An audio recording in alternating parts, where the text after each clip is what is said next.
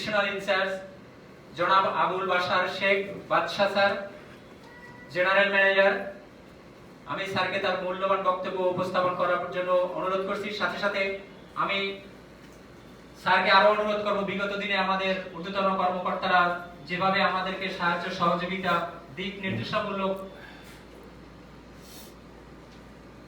কাজকর্ম করার জন্য শিখিয়েছেন, সেইভাবে তাকে আমরা সবসময় পাশে পাবো। সম্মানিত বিশেষ অতিথি স্যারকে তার মূল্যবান বক্তব্য উপস্থাপন করার জন্য সবিনয় অনুরোধ করছি।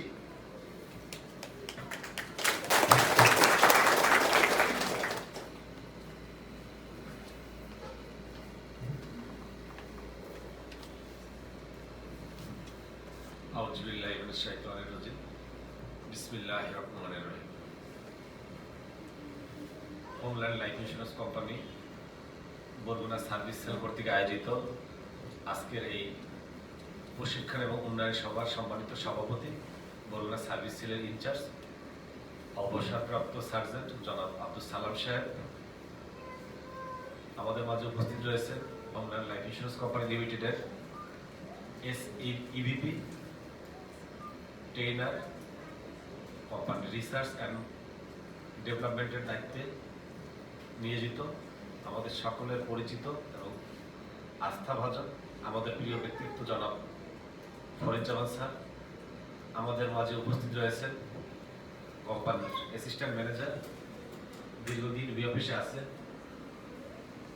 জনাব আবুল হাসান পারনা, এবং আমার সামনে উপস্থিত আমার প্রিয় সহকর্মী ভাই বোনেরা, সবাইকে আমার সালাম, আসসালামু আলাইকুম।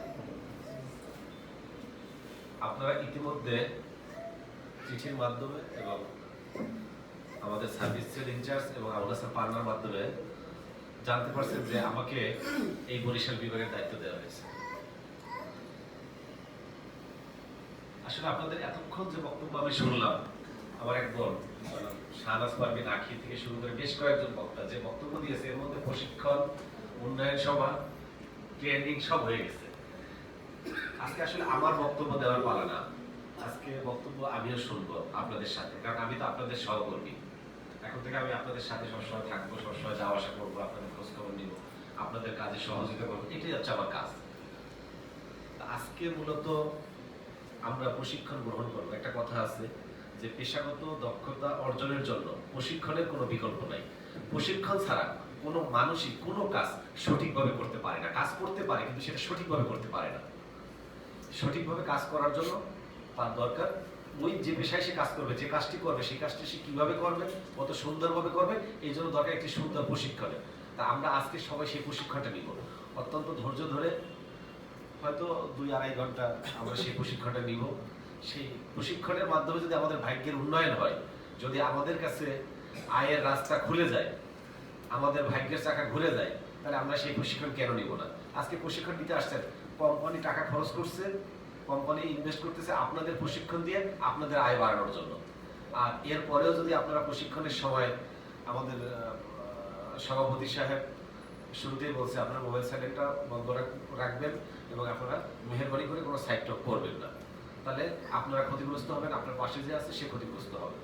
আসলে বরগুনার কথা বলতে গেলে বরগুনার অনেক কথাই বলতে হয়, বরগুনার অনেক লম্বা ইতিহাস, আমি সেদিকে যাব না। আপনাদের মূল্যবান সময় এবং বিশেষ করে আমার ট্রেনার স্যার যে বক্তব্য দিবেন, সেটা আমার আপনাদের কাছে না, শুধু আমার কাছে খুবই মূল্যবান। আমি তার বক্তব্য খুব গুরুত্ব সহকারে শুনি। আপনাদের একটি কথা না বললেই না, বরগুনায় আজকে নতুন আসি নাই, বরগুনাতেও আমি এর আগেও আর 16-17 বছর আগে থেকে আসি। এই বরগুনায় আমার প্রথম আসা যার মাধ্যমে মাঝে মধ্যেই আমার তার কথা মনে পড়ে, তার জন্য আমি অন্তর থেকে আল্লাহর কাছে তার উপর মাগফিরাত কামনা করে দোয়া করি।